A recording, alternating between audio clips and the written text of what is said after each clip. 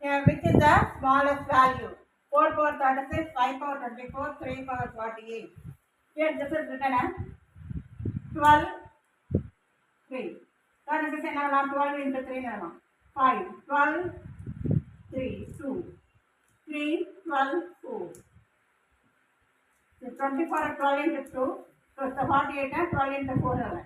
Therefore this is written as exponential formula mark 4 power 3 into 12. Here 5 power 2 into 12. Here 3 power 4 into 12. Same powers cancel பண்ணலாம். This is 4 power 3, 5 power 2,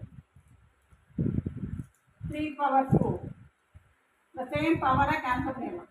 Therefore this is 64, this is 25, this is 81. Therefore where the smallest 25 is the smallest. Therefore 5 power 24 is the smallest factor.